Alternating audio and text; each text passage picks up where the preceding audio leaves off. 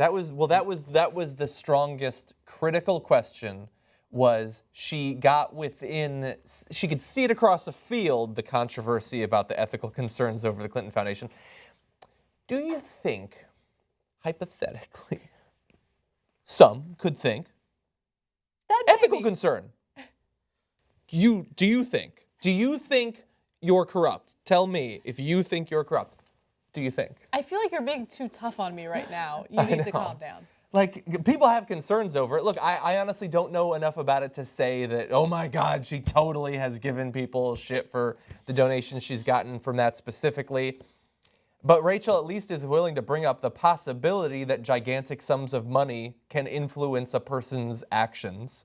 So that's good. But that was an hour, and that was the most critical question. So Rachel Maddow wouldn't even look at her while asking. Wouldn't even look at her. I noticed the same thing. She was looking away. I noticed the same thing you noticed.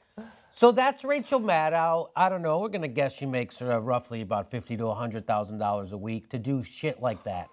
Okay. To do shit like that. She has the poster child for what's wrong with politics today in front of her. She can ask her anything she wants, and she doesn't lay a fucking glove on her. She can't ask her anything she wants, and we all know that. I mean, Rachel Maddow is when you say in she terms can't, of you MSNBC. mean? I mean that. What do you mean? I mean that there will be consequences. Yeah, that's what I mean. You mean she'll be fired like Ed Schultz or Phil Donahue or Cenk Uygur?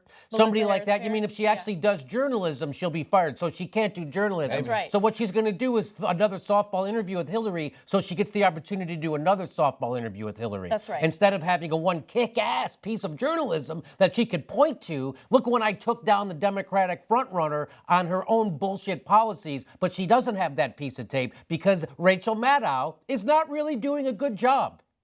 She doesn't really care. She didn't do it. Look, she didn't do a good job with this interview. I want to be fair to Rachel Maddow.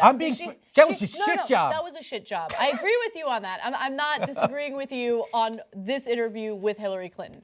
But she has done a lot of good, hard-hitting journalism. So I don't want to take that away from her. However, it's hard-hitting journalism that MSNBC agrees with. Approves. Yeah. Approves. So sometimes you got to fight back against your employer for what's right. And I know it's a difficult thing to do, but if you genuinely value truth-telling and journalism, then you do it. Yeah. So if look, there's less, like what she just did with Hillary and what Anderson Cooper did with Donald Trump last night. Well, some people will say, well, they were both super easy on them, so it's the same thing. I don't think it's the same thing because if a person is bad, look, she should have brought up campaign finance. She brought up the Clinton Foundation a little bit. Donald Trump has 1,000 worse positions and crazy unconstitutional quotes that he said, and now he wants to lock up women for having abortions. Like, the worse a person is, the more imperative it is that you push back against them. So it's a little bit less egregious. But let me ask you that. Do you think? What do you think the odds hypothetically are that later this year she will vote for Hillary Clinton? And so that's the thing. Like she doesn't want to push her. It's not the normal thing where Anderson Cooper didn't want to be hard on Trump because he wants Trump to still come on. Rachel Maddow doesn't want to be hard on Clinton because she wants Clinton to win the election. Look, and people keep tweeting to me about how I need to stop asking for discussions on policies. We live in America. Americans don't care about policy ideas. I think that you're not giving people enough credit. There are people who care about policy ideas. There are those who, might be wonky in nature, but it's because they care about the actual differences between these candidates. Yeah. And I want to know. More than anything, I want to know. And I want to hear her defend herself when she gets questioned on her record and how, in a lot of ways, Bernie's more progressive than she is. Mm-hmm. Okay, but we haven't had that chance yet. The only time we've had that opportunity was during the Univision debate, which was excellent. Yeah, that was great. That was the best debate ever. Again, it's just a horrible news. Like how, and I'm not, again, Rachel Maddow, probably a really nice person. I would love to have her over for Easter dinner She could be godmother to my kids if I ever have them.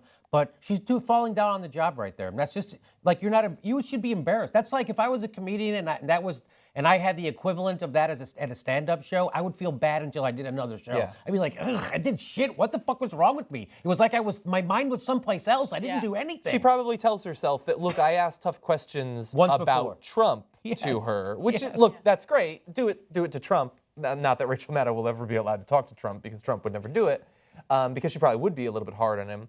But even the topics, like there were a couple of topics where she brought up an important topic, but the way she framed it was about as useless as you could have. Yes. So Hillary Clinton is not pretending anymore that she should be the nominee. Let's wrap this shit up. I'm going to be the nominee. She's just saying it now, which before it was considered bad form to do that. So she's moved to the point where she's fine with it.